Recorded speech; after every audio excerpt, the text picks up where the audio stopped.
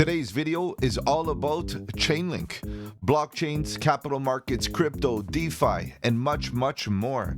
Today we're going to be doing a deep dive into this project, looking into the fundamentals such as the team, the tokenomics, the utility, and the overall value proposition, trying to figure out whether this project has what it takes to make it to our portfolio. So you know what? Let's talk about the news, let's analyze the charts, and let's strategize to capitalize.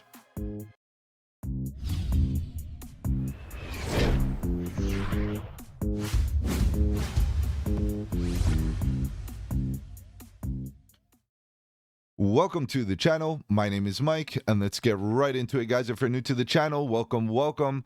On the channel, we talk about cryptocurrency, Bitcoin, Ethereum, and all the altcoins. Looking for opportunity, whether we go up or down, bearish or bullish, it doesn't matter. All we are here to do is find the opportunity. And the question is ChainLink the opportunity? Guys, we're going to be doing a deep dive. We're going to be looking into some of the details here regarding ChainLink. Obviously, like usual, we will be taking a retail perspective.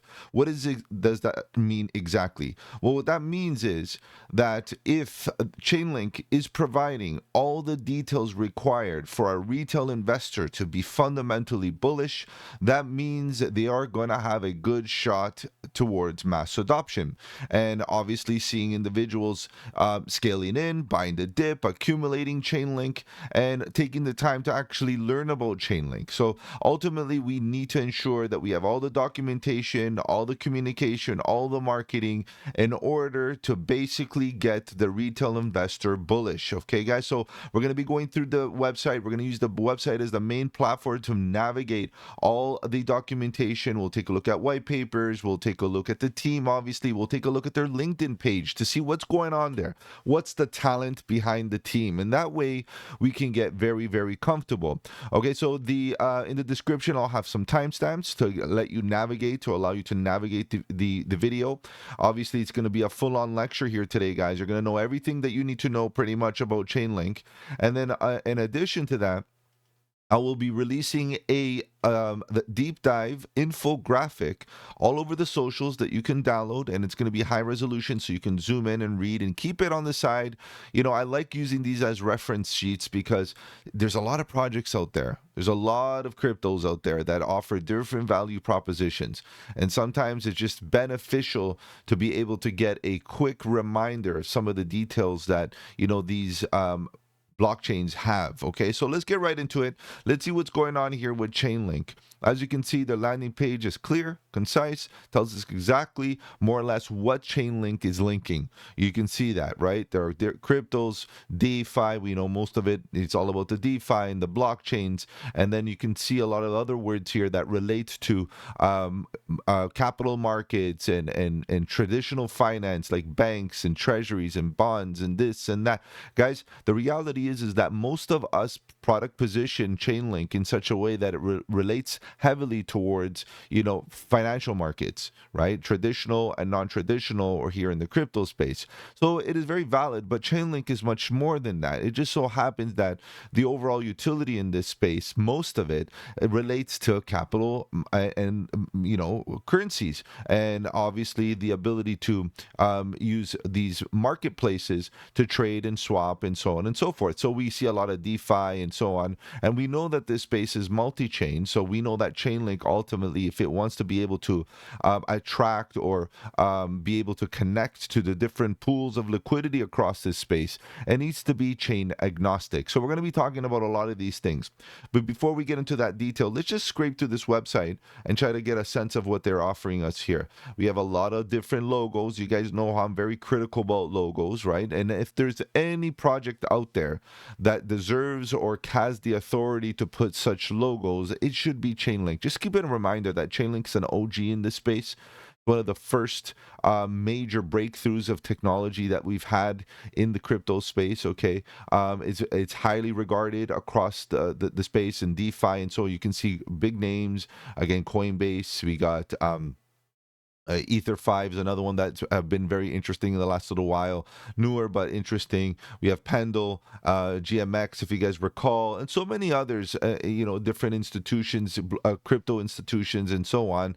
But we also have very, again, traditional type of institutions. MasterCard is clearly popping up here, and many others. Okay, so again, spend some time here understanding that a broader perspective behind logos on any crypto website is going to be beneficial. Ask yourself, how is Fidelity a strategic partnership? Okay, and you'll see that you'll start to slowly unwind that there are some good relationships, but they're not may not necessarily be full-on partnerships. Either way, guys, it's important that we do that research into Aave and Lido and Coinbase and this and that, Fidelity and Wisdom Tree, so that we can really understand the relationships that are being built in the background. And I'm just saying this, that ChainLink, right, and Sergey has been putting a lot of effort to become very compliant and attract big institutional interest in this space. Okay, so let's just keep on going down.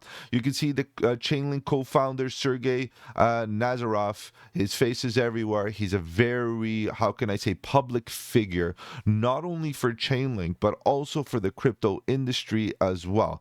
So this is very important here because we have strong leadership coming out of the Chainlink team, and this is something that obviously should make you very interested. Now we can see some good announcements, and guys, I would be very, very aware of what these announcements are about, because they're super bullish and they're super foundational, like I mentioned, not just for Chainlink but for the crypto space in general, setting precedents behind a lot of these relationships or let's put it this way, progress that they have. CME Group. We have Ondo, a big part of the tokenized assets narrative in the big deal. Obviously, CME needs no introduction. And then Chainlink 2026, powering the new global financial system. This is their vision. A little bit of a roadmap, but not really. This is the thing. It's just a bit of a vision. I was digging around, and like other projects, there's not a clear, defined roadmap going forward, but you have to rely on their communication and announcements to kind of get an account for where they're going in which direction. Just keep in mind, Chainlink is very mature. Very, very mature, as far as its asset, as far as its value proposition, and it's been out here for a good while. So you're going to find a lot of information, and at the end of the day, their progress is just to get depth, right? They want to get deeper, stronger, and ultimately, again, this is a lot of it is based on the relationships that they're going to be, that they're trying to build here with the Futures Trading Commission, the CME Group, and many other very regulated bodies out in this in the financial markets, even in traditional finance. Okay, so keep this in mind. The Chainlink platform, unlock on-chain financial at scale. So a bit of an introduction right here. We're going to talk about a little bit of this, but this is important because the financial space, the traditional financial space, has pockets of where crypto needs to kind of like get in on. I think of it, when I start to think about this, I think about it as individual islands. And all these islands have liquidity and have customer base, have mind share, have obviously our comfort levels of where we apply risk. So all these different islands are different, but they all have liquidity. Okay, they all have the ability to tap into liquidity. So when we start looking at DeFi, right, we start looking at infrastructures that already have some liquidity. Swift, right? We have MasterCard, Fidelity, and UBS, ANZ, Aave, GMX, Lido, and these are, some of them are traditional, non-traditional. So what's important here is that the name Chainlink, right, and the ticker is even clearer, Link, literally links these pools or links these islands together like bridges in order for everything just to be interoperable. Right? And that's what we want, frictionless interoperability amongst these islands or these chains, okay? Because chains in the crypto space are the way we landlock our liquidity, to be honest. So if you use Bitcoin as an example, Bitcoin is very landlocked to the Bitcoin chain. You can only really interact with Bitcoin at the current moment. There are some progresses here. I'm just keeping it very general. Traditionally, Bitcoin's liquidity is locked to the Bitcoin chain. Okay, I'm not getting out in the fringes just yet, and all the other additional aspects that have been coming out in the last little while on Bitcoin. But what we have to figure is that if we want interoperability, if we want our liquidity not to be landlocked, like Ethereum liquidity to be landlocked, right? We want to be able to be cross-chain, and the one of the solutions that we've been seeing in the last little while is to see other chains adopt the EVM compatibility to allow that seamless integration. Okay, but again, Chainlink is not considering or does not really consider a virtual machine. It doesn't care. At the end of the day, it's chain agnostic, which means that it doesn't belong to a particular chain. It doesn't identify as being a part of one singular chain like most projects are.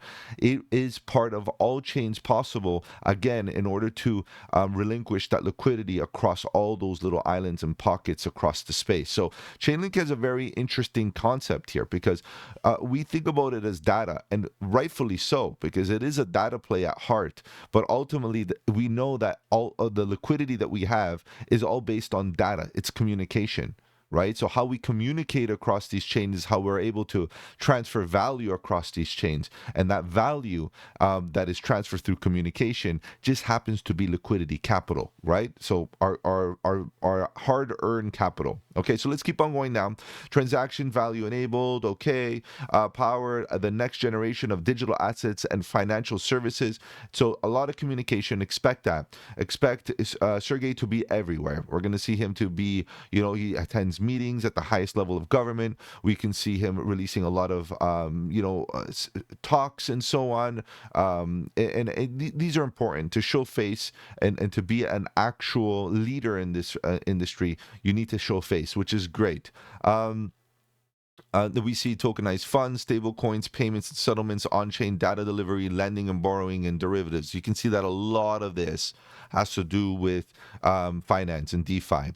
Why Chainlink is the global standard, solving the core challenges of on-chain finance. Okay, so Chainlink delivers critical infrastructure for data.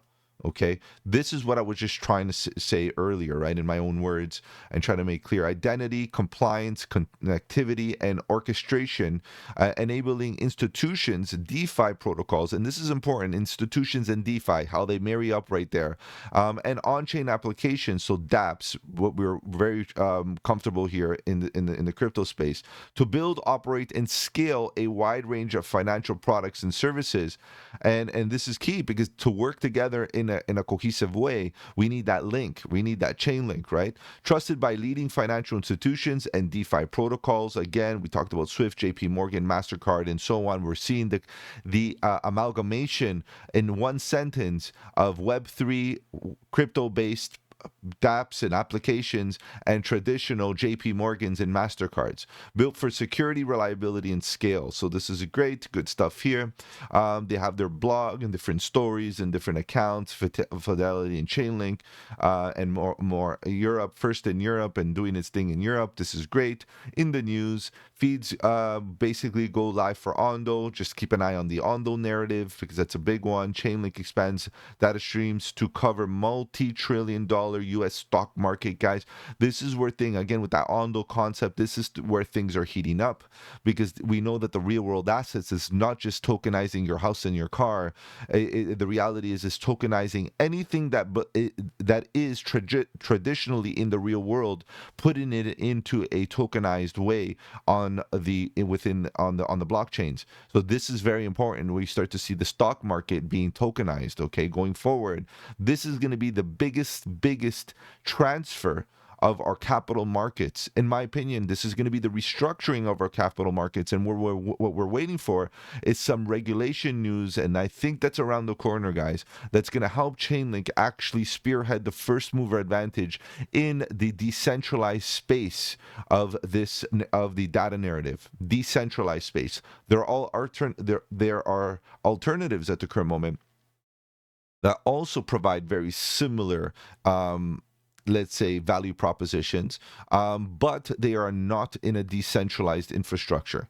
Okay, so this is very important. Now, I'm not even saying that ChainLink is completely decentralized, and because you know that, guys, if you've been listening to me and following me here for the last while, I've been doing deep dives. I have over 140 deep dives under my belt, and I've done them every single week. So over time, I was able to collect a lot of information, and information in comparison. I realized that there are main factors that classify projects as decentralized, right? Obviously, the organization, obviously the token distribution. Obviously, we have the concept of decentralized, no, obviously the DAO, the authority, the decentralized of the token distribution.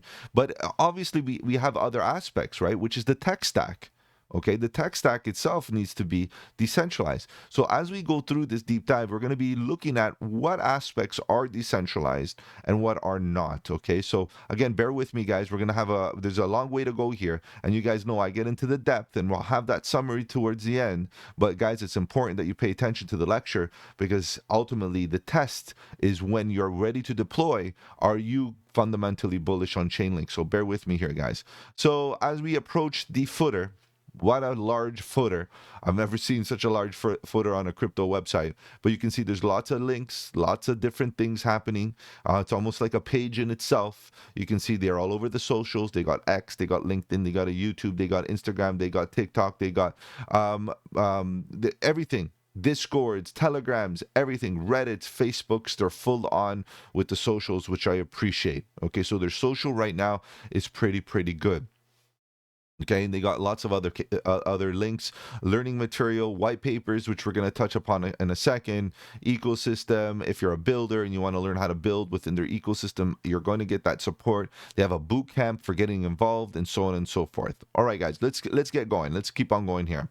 You can see that the platform essentially, requires, because of its age and its depth and its importance, it's going to require some great documentation. And I'll let you know this. It has a very traditional white paper, downloadable right here. Let me just restructure this page for you guys so we can see it a little bit better. Give me 1 second. Let me just push it over. I think that's a little bit better right there. And let me just align it nicely. Alrighty. So you can see that generally speaking, at the top here, maybe you can't see it. Let me just kind of reposition this one last time. I apologize, guys, but I'd rather do this now so that we can get a proper experience for you guys. Give me 1 second. I don't want to mess anything up. There we go. There we go. There we go. Let's get that there. So you can see that the website is actually well designed and very engaging and has a lot of information, guys. The thing is that it's a very traditional approach in the sense that we got the white paper ready to download. It is a PDF, and we'll talk about that in a second. The PDFs are great, no doubt. They're a point of which we can get our information in a very traditional way, PDF style. Okay, so I'll show you that in a second. But let's kind of scrape through this white paper page. The Oracle platform powering on-chain finance. Okay, we know this. And this is the thing, it does, or ChainLink ultimately, if it, by its definition, if I were to define what it is in one word, it's an oracle. Okay, so this is the punchline right now, guys. It's an oracle. And what is an oracle? An oracle, generally speaking, is a place of which a blockchain and its contracts that are written on its chain can obtain information, right? Informed information of which the contract could use to execute particular operations autonomously. Okay? That would be the best definition that I can come up with from the top of my head. Okay, so keep that in mind. Obviously, smart contracts are autonomous contracts that don't require third party. So if there's no third party requirement, then how does it get the information it needs? For example, let's say that you have an exchange or some sort of swap, a place where you can swap tokens. How would the DApp know the most current data price or the price of the assets that are being traded or swapped? How would it know?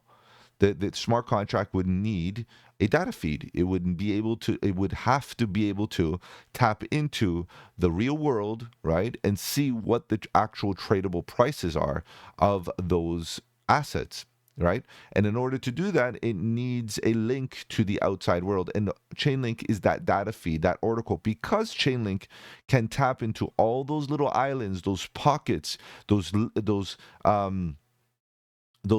chains across the space, and be able to peer into them and obtain the data that is required.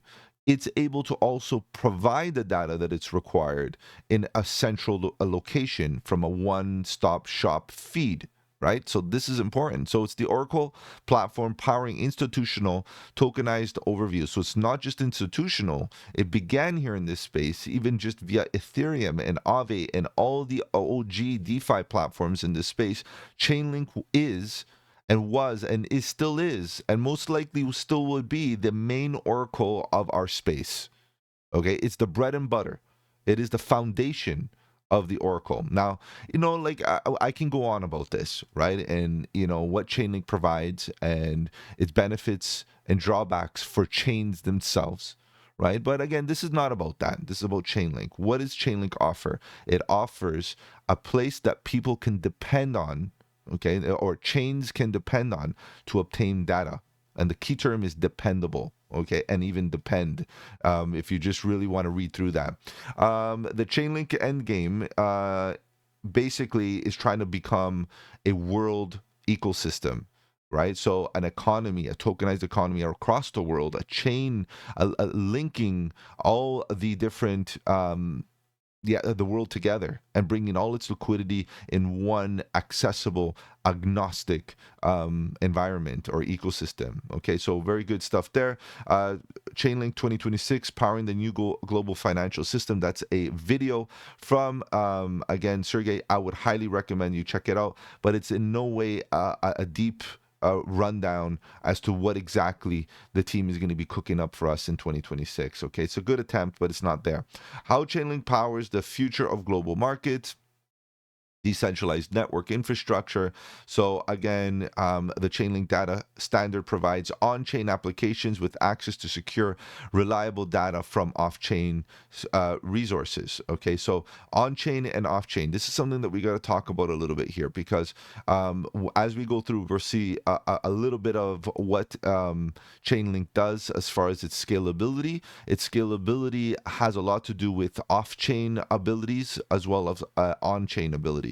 Secure and reliable data on chain. So high integrity, tamper resistant, data powered financial applications and tokenized assets across on chain markets. Again, we discussed this. Seamless interoperability across network. Again, secure cross-chain messaging. Again, the messaging is the data, and the data is just basically messaging value, and the value is this amount of token, that amount of coin, and depending on the value of those coins, generally speaking, what you are actually doing is communicating money or value in this case. Bridge ecosystems that connect legacy infrastructure. Again, these are things that I've already explained, but I want you to read it for yourself and see it for yourself, that this is exactly the type of information you need. And this is why I come here with these deep dives. Built-in automated compliance, again, modular services, simplified identity management. So it's going to slowly provide some more information, more data. Think about it. Right now, it has been spearheading the financial data.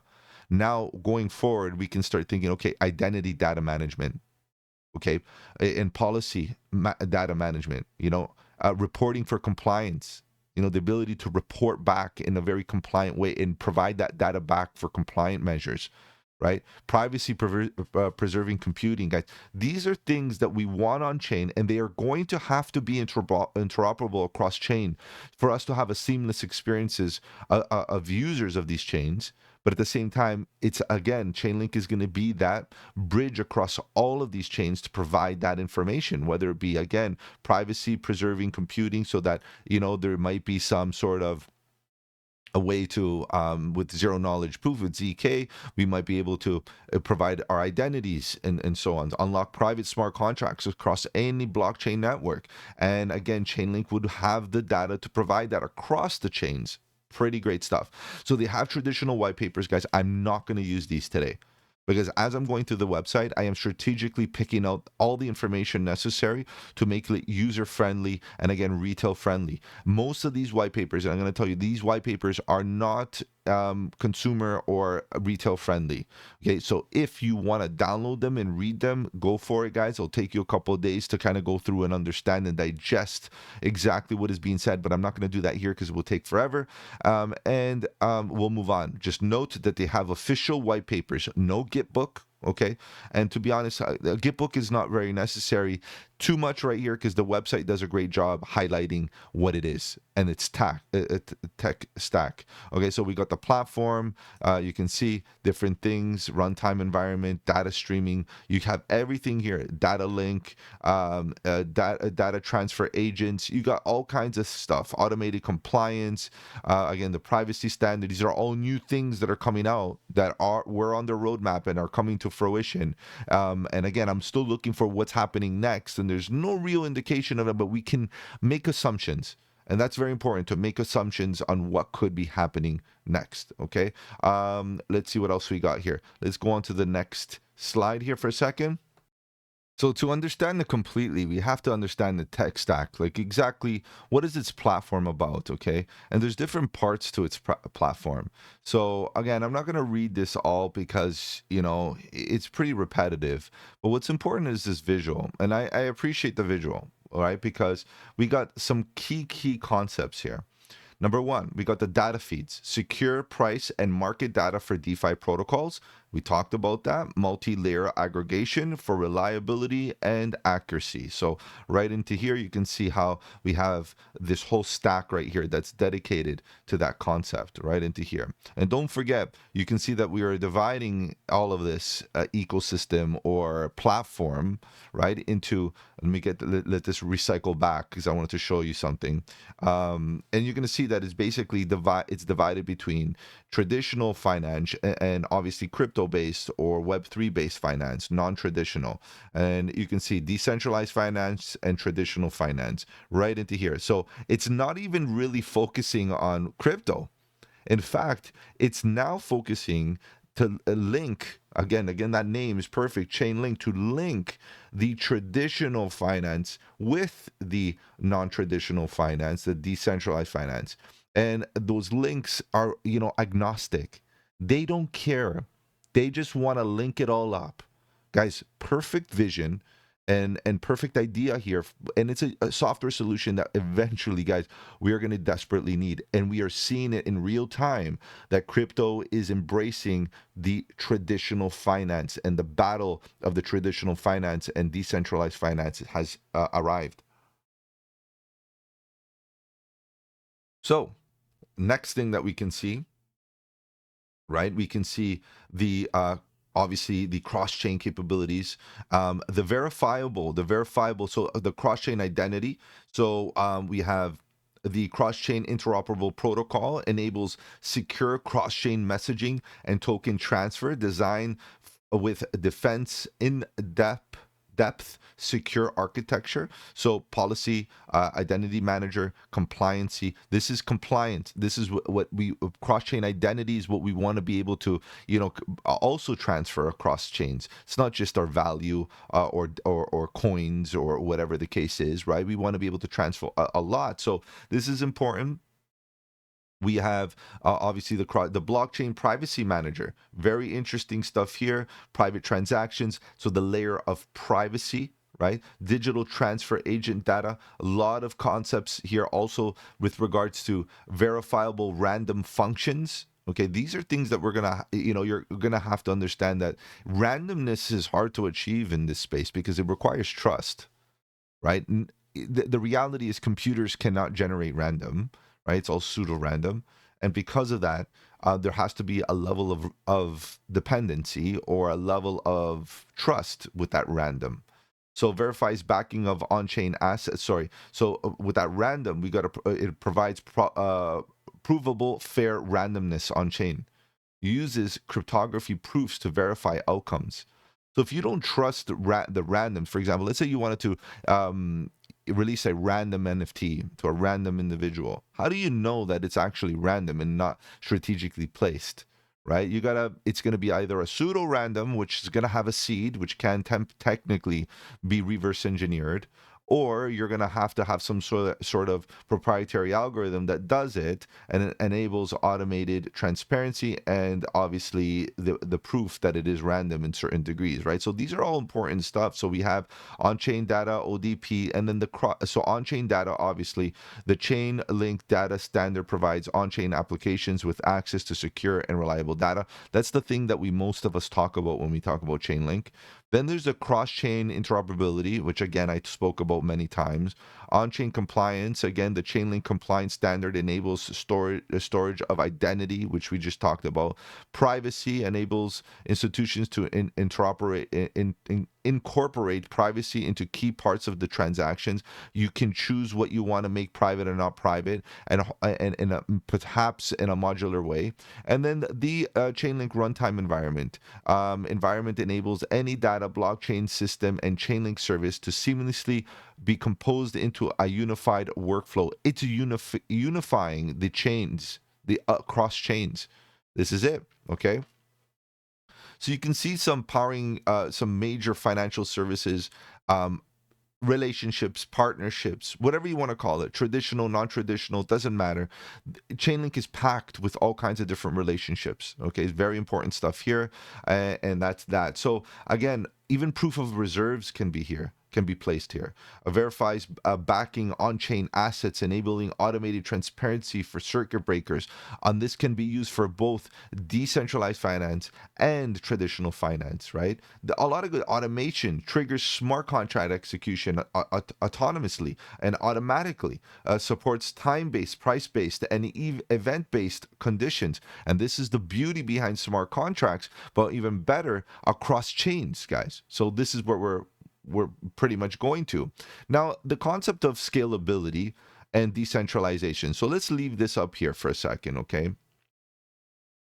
So decentralized oracles, DONs, which would they refer to DONs, decentralized oracle networks. Okay, DONs are committees of Chainlink nodes that perform oracle functions in a decentralized manner. Okay, so think about them as nodes that do decentralized functionalities like connectivity to external systems, off-chain computation, secure data delivery, and storage capabilities. Right, so that's a very typical thing, right? To have this network that provides on-chain information.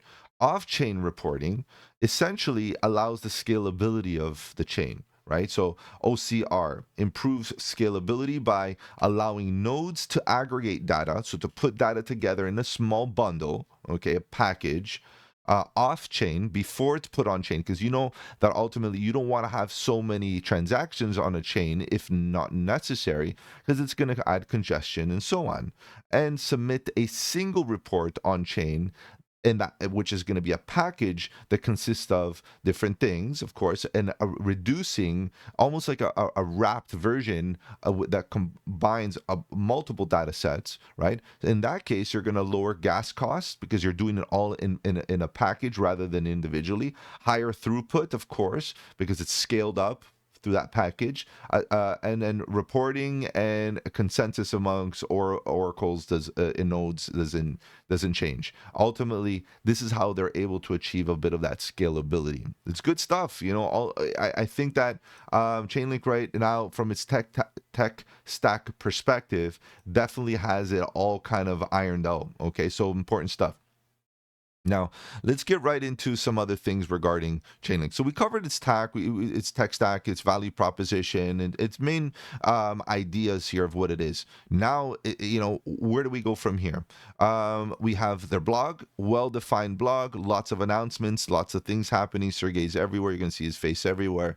Again, watch the video. The world is moving on chain. He's everywhere, guys. He attends conferences. He's not hiding. He's fully doxxed. We'll talk about him in a second and the team, and you can see this is amazing. Keynotes, presentations, podcasts, everything. Ask, you know. The guy is a great face, not only for Chainlink, as I mentioned, but for the industry in general. Okay, and so on. So the social aspect here on the blog is on point. And then from an X perspective, also really well developed in the sense that, as you can see, let's look at their top posts here. Let's just take a look at their top post. You can see that they have 1.3 million followers, guys. This is not a joke. Okay, this is not a joke. The reality is this is one of the largest crypto accounts you're going to find. Okay, it is top tier right now as far as social and community. Okay, it's huge. This is big, right? 3 days, 5 headlines. Bank of England selects Chainlink for synchronization lab. Robinhood, guys, adopts Chainlink as its Oracle platform. I talked about this week. I made a clear post about this. This is bullish, right? Because this is going to give us that interoperability, not only through our own chains, but also through a very retail, traditional outlet, guys, bringing in mass adoption, right? CFTC appoints Sergey as IAC. So this is a important thing. Now, it wasn't just Sergey. It was a lot of others in the space that are also appointed. But this is great to see Sergey here. He has a great reputation across the space and is a face, like I mentioned, to the industry. Ondo adopts Chainlink for its tokenized stocks. Guys, this is expected. This is, something that you need. These are the headlines right now. I love this post. In fact, pinned post. This is probably the best pinned post I've seen from a project in a long time. Sometimes they forget about, keeping things up to date. Polymarket launches new Chainlink powered markets. Okay, so these are relationships, and on the overall infographic, I did highlight some of these, but again, the infographic is nowhere near gonna give you guys the actual detail that you need. You need to keep up with what they're doing here. Study Chainlink, what to do in 100 words. TradFi, DeFi, gaming, NFTs. It could do anything because it's a data play, guys.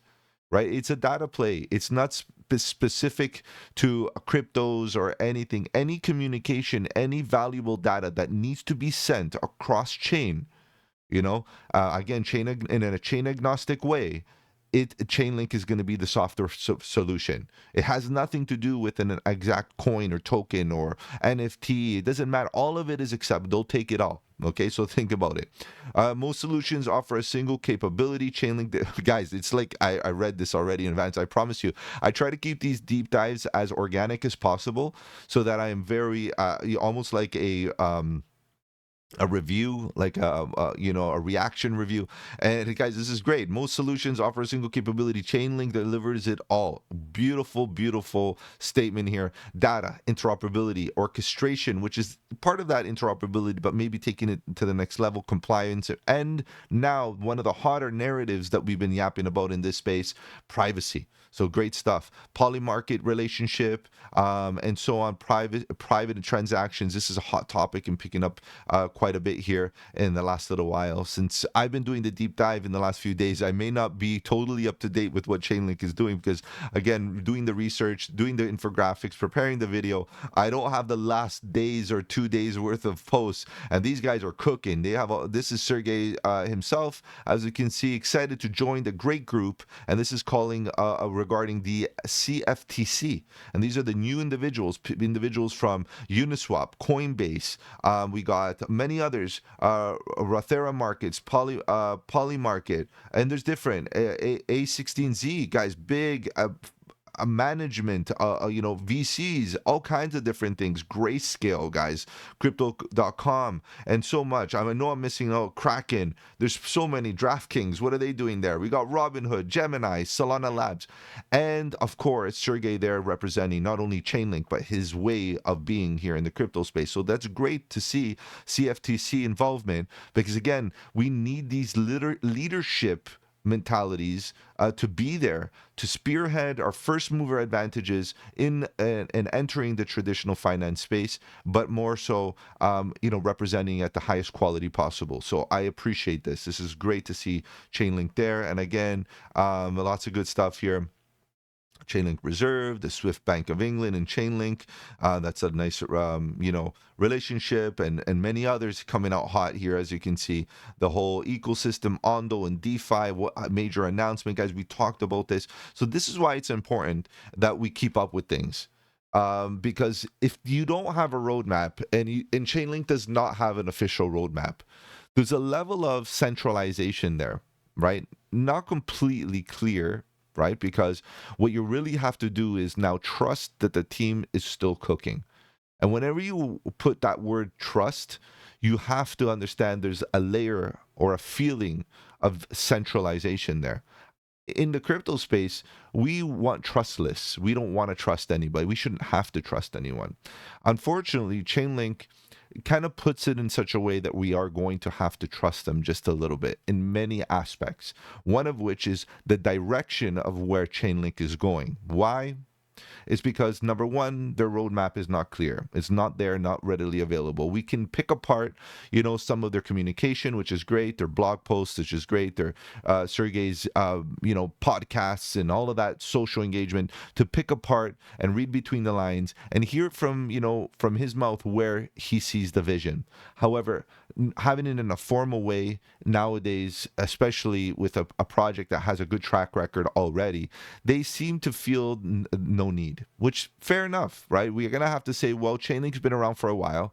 They've been putting their money where their mouth is and actually delivering and giving the crypto space exactly what they've planned to, and laid out for us. So can we trust them? Guys, the trend is your friend. Again, I'm hoping that the trend will be our friend forever. Guys, it is what it is. That's the level of understanding that we have to have with that type of communication, which is the roadmap. Going forward, Chainlink does not have a DAO. Okay, it does not have governance. The organization is very, very defined by its top tier core team members. Okay, its tokenomics are not very clear as far as their emissions. Right. This is again. There's not much documentation around regarding how the remaining tokens of Chainlink are going to be emitted into the space.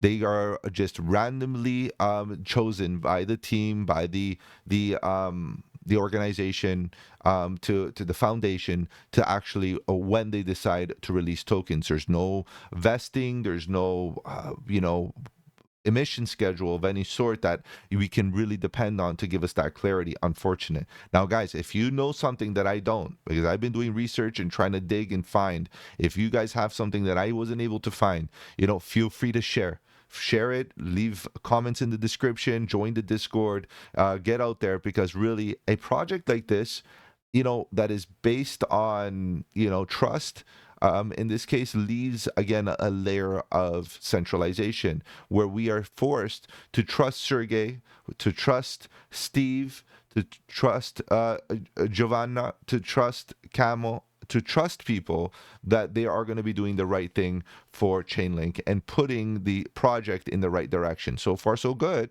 no doubt. And just keep in mind, from a tokenomics perspective, right, there's approximately obviously you can see that the max supply is 1 billion and the circulating supply is 108 million. So it means there's about 30% more or less that still needs to enter in circulation. How are they entering circulation? Nobody knows. Again, it's not governed by a DAO or a governance of any sort. So we got to just wait for the team to decide when they're going to be released and how they're going to be released, I guess, right? So that's the way it works, guys. It is what it is. Now let's take a look at the team. I took my time to kind of dig into some of this, and we'll talk about the tokenomics a little bit more as we get into the summary, because I feel like because they didn't give proper documentation, I have no choice but to kind of like summarize and get right into some of the details later on. So let's just bear with me here.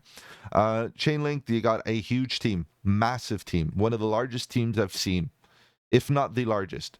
Now, is that indicative of a great team? What it tells me is that there's a lot of mouths to feed, which means there's going to be a lot of dedicated individuals. Okay, people that are doing this as a career, right? There's no individual in their mom's, 2 or 3 guys in their mom's basement, pumping out smart contracts on pump fund. This is not the case. Okay, so we got people that have careers, families, and much high stakes involvement here, personally, for the success of Chainlink Labs. Okay, so that's how I interpret this type of thing. Okay, so let's take a look at some of the key players. Let's start off with Kemal, and working on something new. What is his experience? ChainLink Labs. He's an advisor, chief product officer, director of product management at Google. He's director of product management at Facebook. Fuse, VP of product. So this is where he's definitely a tech guy. He's definitely a business guy. Telecommunications, computer science, and Stanford University Graduate School of Business. Guys, qualified individual and lots of experience within relatable industries. And you can see again, Google, Facebook. That's all you really need. And now in here on Chainlink Labs, very interesting. And then we got Giovanna, which is the chief people officer. Okay, what does that mean? HR. Okay, the backbone of HR here.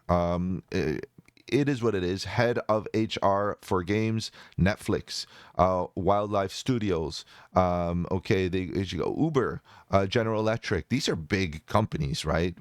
All kinds of tech companies, of course. And then you got HR at Cornell and Harvard Business School executive education. Again, guys, educated, lots of experience. What else could we ask for, right? This is where we're at. We're talking about top tier teams here, and best of the best. And then we got Steve. What is Steve up to? Seems like a young dude. We got Chainlink Labs full time, 6 years. Co-founder, amazing. CTO, okay, great stuff for the tech. Again, smart contract, CTO, co-founder.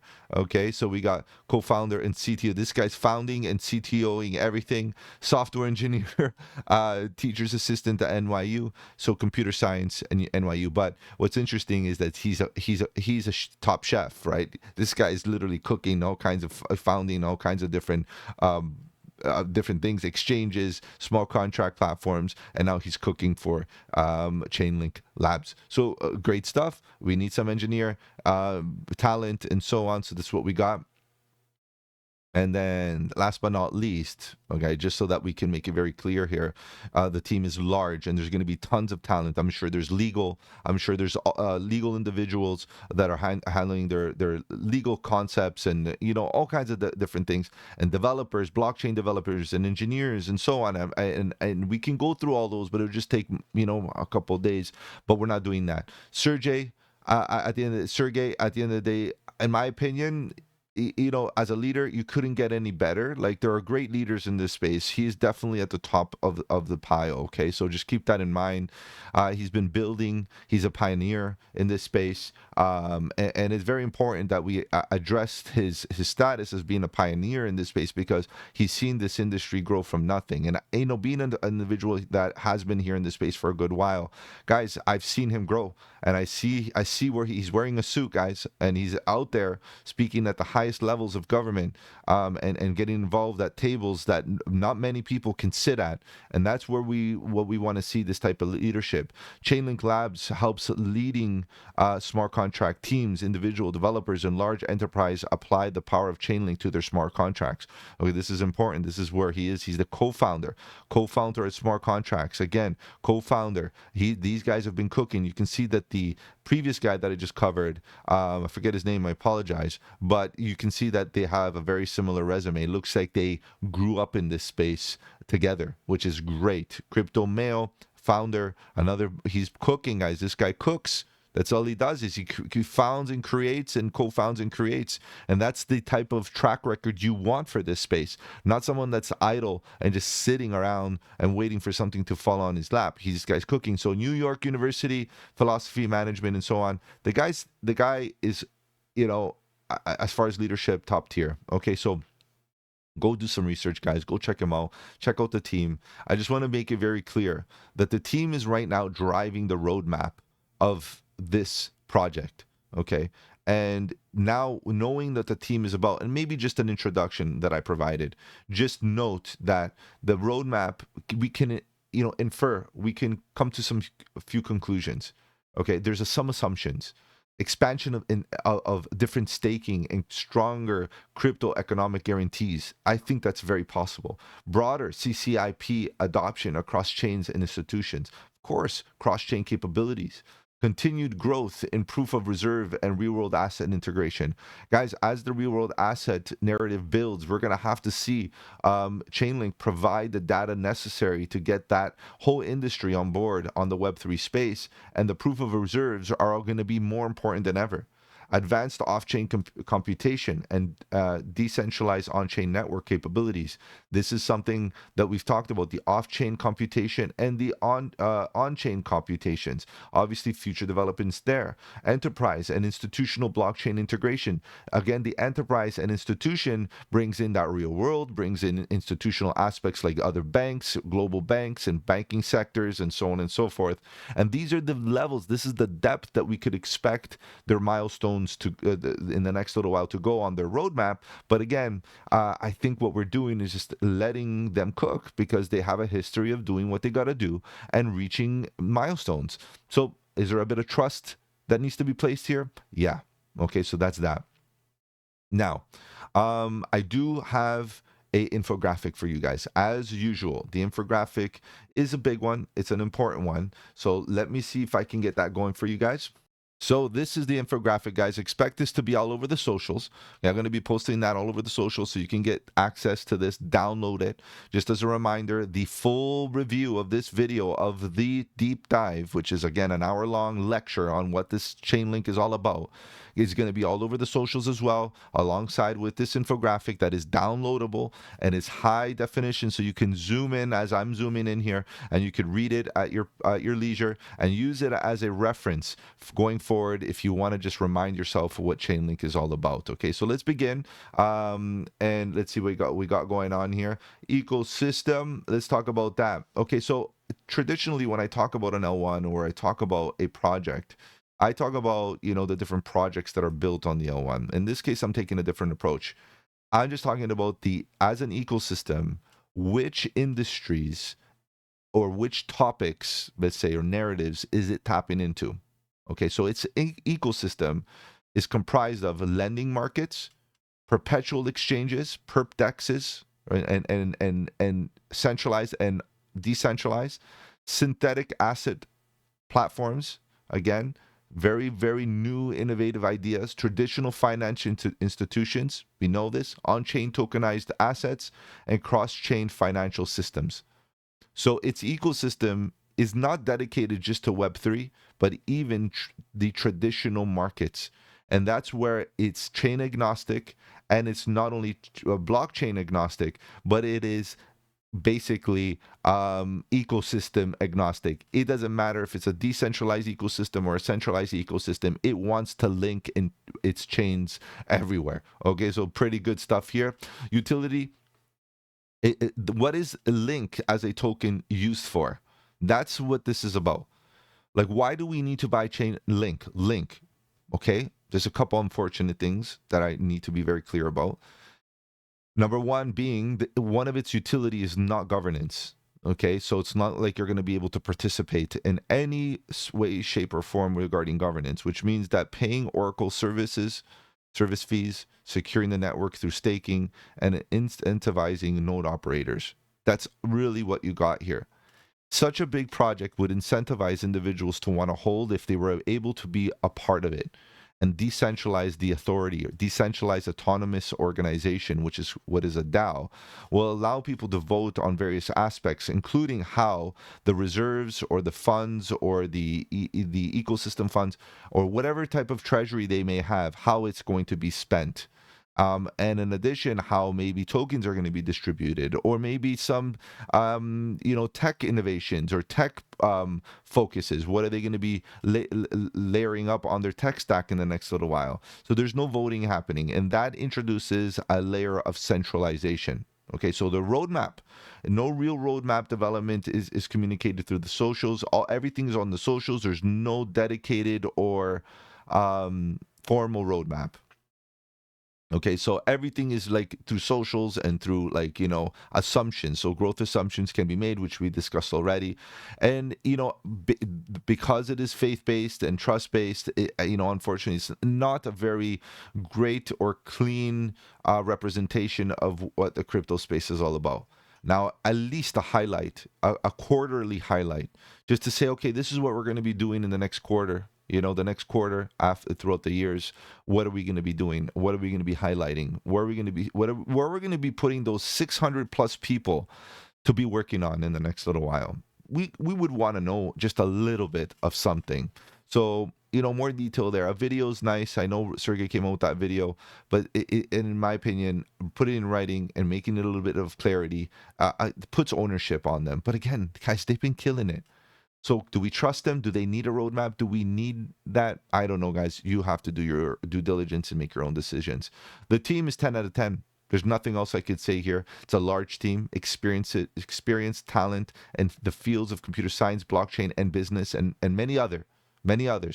Sergey Nazarov, co-founder and CEO, is an early visionary, has strong institutional outreach, and is an effective ecosystem communicator.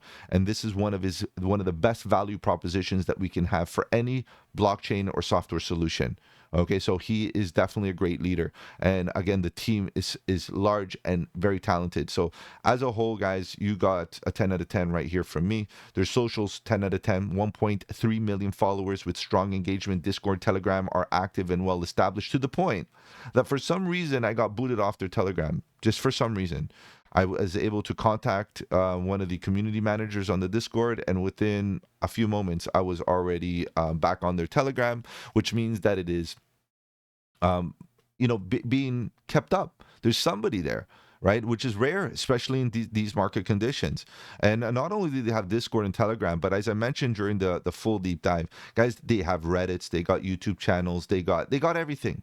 They're on the socials, the Instagrams, the this, the that. They're everywhere. So from a social perspective, they're doing great. And don't forget, they got 1.3 million followers, okay? So the blog is well kept, which is another thing that I really like. If you're going to have a blog, you better keep it up to date. And the team is active with the community, which again, 10 out of 10 from socials. There's nothing more you can ask from them. So good stuff there. Tokenomics. Okay, this is where things get a little hectic for me. Okay, because, and I gave it a 10, 8 out of 10, just because it's got a good history, right? Meaning the project, ChainLink. However, it's still a trust-based system.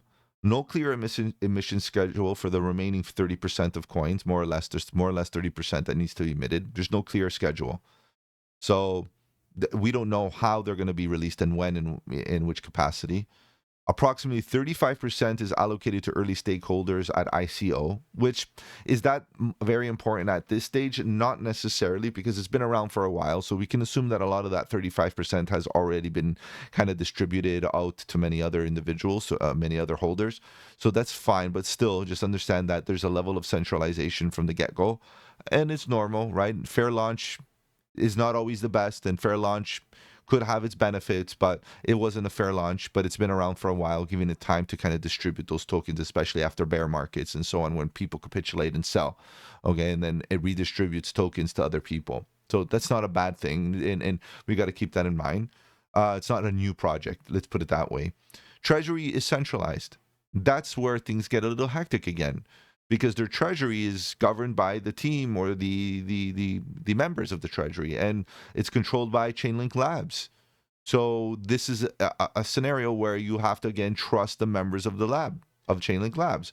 And when you're talking about trust, you're talking about, not very Web3 concept. You got to be real about that. So when the ChainLink Labs decide to release tokens, you got to hold on to your seat, because we could get a dip here. And I don't think it's going to happen anytime soon, given the fact that the current market is looking the way it is. I think that ultimately, if that happens, it might happen when we reach a bit of a peak or something. I don't know exactly what their strategy would be, but at the current moment, that's the uncertainty and that's the risk you take. Okay, so 8 out of 10 right there. And relationships, 10 out of 10. And I know I'm missing a lot of them. I know that. Okay, guys, and I discussed them throughout the video. Ondo, one of the better ones. Stellar, an OG. Coinbase.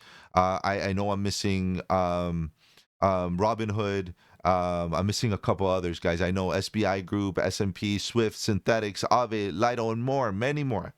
Okay, so this is just a sneak peek of what they're actually cooking up, and now being part of the having a seat on a very important seat in the FC. What was it called?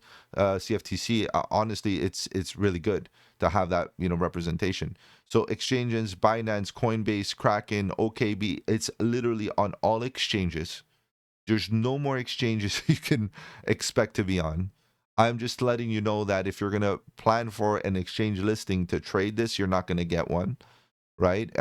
So it's mature, the liquidity is there. It's all over the centralized and decentralized exchanges.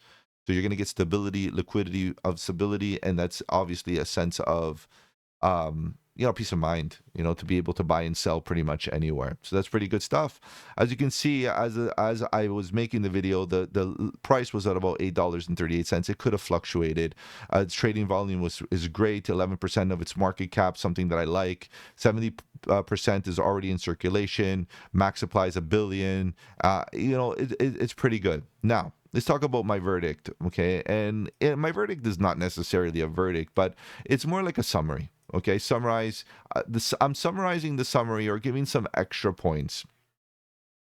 So it's an Oracle, multi-chain. It's DeFi, mostly associated to DeFi. That's how we associate it lately.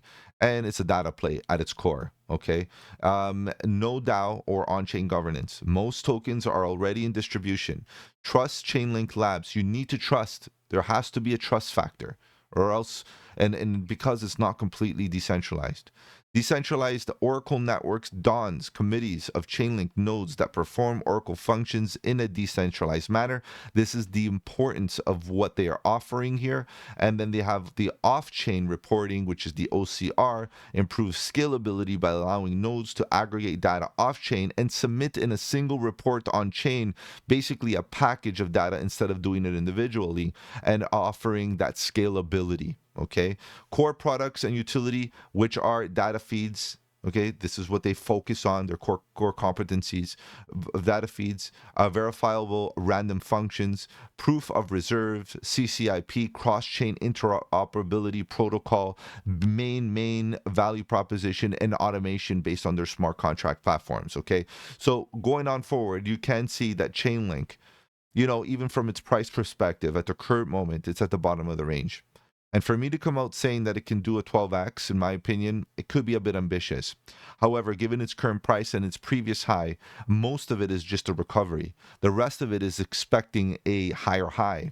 And if we are going to, again, the condition is that the total market cap reclaims its previous high and perhaps makes a higher high, assuming that this industry is still in the growth phase, we should be able to see Chainlink cap out at a healthy 12x $100 mark. Okay, and would be a broad perspective. I'm not telling you that if you buy now, it's going to jump to $100 tomorrow. I'm just saying a mediocre expectation to as a price projection to see the total market cap rise to that higher high. We should be able to see a Chainlink price of $100, and then after that, the total might come down for a bigger dip, and again hit these fluctuations, peaks and valleys along the way. Guys, I give Chainlink a 9 out of 10. It's not even about price, because again, I'm not an oracle, quote unquote, no pun intended. But being one of these individuals that are projecting price requires that I make it very clear. I'm not a fortune teller. I don't know the future. I can just make projections based on total market cap and industry standards. And I'm saying from a fundamental perspective, Chainlink is a 9 out of 10, if not close enough to a 10 out of 10. The only thing that it has, it's its layer of centralization and trust factor that is required. All right, guys. So pretty good here, guys, for Chainlink. And ultimately, I know you guys are here to talk about charts. So let's begin. Let's see what's going on with the price chart, because the price chart at the end of the day is something that a lot of us are concerned about. Okay, where is the next level for Chainlink? Are we going to get a bounce here at the bottom of the range now that we are basically sweeping the liquidity of the longest accumulation range that we've seen for Chainlink? Let's take a look at this in a little bit more detail. Now, I don't have any markings on this chart. As soon as I release my markings, you're going to see a lot of artwork, guys. Bear with me. My charts are a mess. I know that. But these are working documents. These are not meant for socials. These are documents of which I use personally for my own trading purposes. And you will see that my entries, my levels of interest of where I accumulated and where I started taking profits and where I'm planning to reaccumulate it once again. So this is where we're at. Now, you have to understand is that I have a history in this space, a history of which Chainlink has already played very fairly to me in my financial future. And for those of you that are listening, I'm telling you right now, you are looking at a chart that is at a perfect moment to potentially take some calculated risk. The last time I scaled in to Chainlink was right here. And the last time I took profit into Chainlink profit was right on these tops. And then from there, we were very, very patient to see how this consolidation plays out. If you were able to buy the bottom of the range at these point of interest and take profits on the tops, congratulations. This was a beautiful range to trade for a good while, about 2 years almost, okay? But the reality is this is the most important place to focus on. Why? Because this is where the trap liquidity is at. Okay, there's more here, obviously. There's some right here on this trend line, obviously based on these bounces.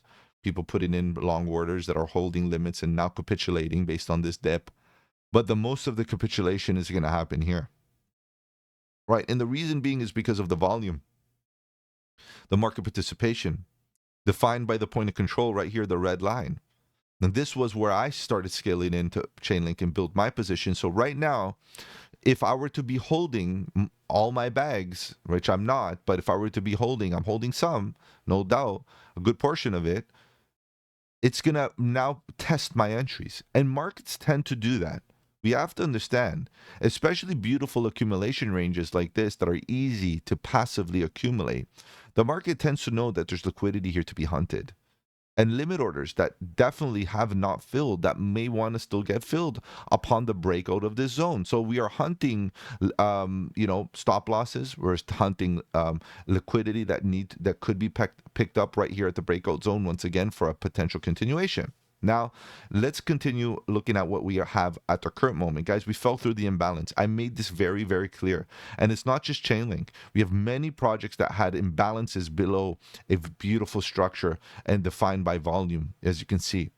And you can see that Chainlink took full advantage of that imbalance and that 10-10 wick that caused it literally to come and get filled. Now what? Guys, I'm not going to be giving you financial advice today, but I'm going to be telling you this. There's no better place to be buying the dip, okay? You'd be buying a little bit, scale in. It would be a perfect opportunity to buy 50% of your allocation right into here, and the next 50% if we come and drop into this zone, which would be the biggest liquidity sweep, painful zone in this chart, would be a drop below $5. Okay, so keep that in mind. This is where we're playing now in this place, in this space where there's liquidity and emotion. This is going to be an emotional spot to potentially buy the dip. People that are putting in their bids may get them filled. If they don't, they're going to be FOMOing on the way up, driving the price higher with aggressive market orders.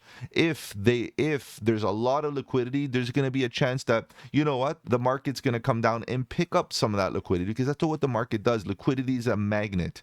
And if there's enough liquidity here, we will go pick some up, and that's where we could benefit from either a short-term short, which again, it's up to you guys if you want to do that on the lower time frames, but ultimately on spot, that's where you'll be wanting to, again, passively accumulate and get into a aggressive position for a recovery.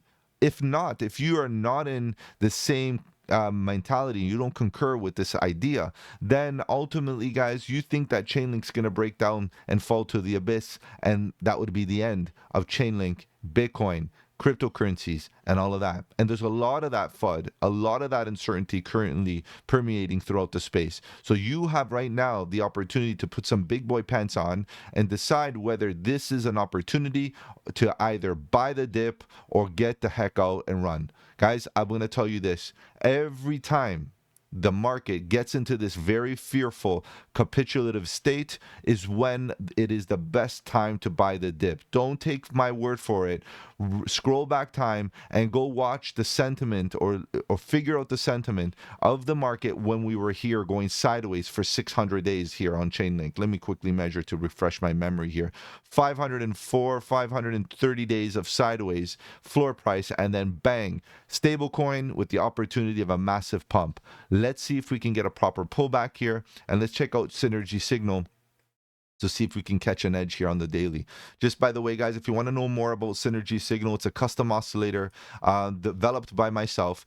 Go check it out. Links are in the description. And you can see that right now we're getting a bullish response. I am worried about the next bearish response in the next couple of days because the sell pressure has been real based on the volume. As you can see, the order flow has been bearish, and obviously the momentum stemming from this level right into here as we were diverging and getting follow through to the downside. Momentum is still in a downtrend. The good news is that we're already oversold, and it's likely we start creating some sort of reversal similar to this one, but in the inverse, where we start getting a bullish response. Just follow my lead here for a second. Look at this. Wave up, wave down, wave up, wave down, wave up. Okay, and again, wave up, wave down, wave up, wave down, wave up. Even if it's for a relief, I'm not talking about all-time highs price discovery.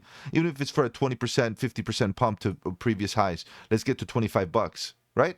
That's it. And then we make a good trade, we put it in spot, and we let it run to the moon. That's how it goes. And Synergy Signal killing it with these general tops, as you can see. Beautiful longs and tops everywhere on the lower time frames. So go check it out, guys. Links are in the description. And as of now, guys, I would say, be ready for a shift of market structure here. Let's get down onto the 4-hour real quick. As you can see, we have a V recovery. Let me just quickly reposition this chart. Again, I apologize for the noise of all the TA, but again, it's a working document. I use this every single day. So I'm showing you exactly what I work with. V recovery, if you get on lower time frames, will be a lot more evident, and then a rounded bottom. We try to break out, it failed. Unfortunately, now we're back into the range. Okay, range lows might be your target as long as we hold. Range highs might be your target, and we might go range bound. Who knows how long? I'm not going to try to pretend I know how long. Nobody knows. But the important is that we break above $10 eventually, which is this block right here. As you can see, the volume, this participation, that block needs to be broken. So we could eventually go up to this level. That would be the breakout zone to take advantage of this imbalance. Once we take advantage of that imbalance, we're testing this order block right here. That's the resistance in the immediate short term. So for a long position, short term is from here to $8 to about $12. This is the resistance. We might drive right through this to absorb or take some of that liquidity, even right through this whole liquidity zone, and get to the top, and then maybe reject. But we got to take it level to level, guys. Right now, it looks like we are forming a short-term bottom for a bit of relief in the next little while, guys. So any dips, in my opinion, on ChainLink, accumulate. Have two portfolios. Have a spot portfolio that you're passively accumulating, and have a trading portfolio that you are getting into your trades, 2x, 3x, get into small trades. Even if it's spot trades, it's okay. You can isolate the strategy and focus on journaling your progress throughout the space, finding setups and looking for great breakout moments. Guys, look at that. That's an opportunity. If not, invalidation, get out, because we're coming down for another lower low, because the trend has been your friend since here to the downside, as you can see. Okay, guys, so if I've offered you any value in this deep dive video, do the channel a massive favor. Slap the like button. It does really help out with the algorithm. If you want to follow me on the socials, the links are in the description. Better yet, guys, join the Discord. The Discord is where it's at. Lots of good alpha, trade setups, fundamentals, and learning material. The best part is it's absolutely free. Take care, guys. See you tonight at 8 p.m. EST, where we talk about crypto news and price action. Have a good one, and don't forget, buy the dip.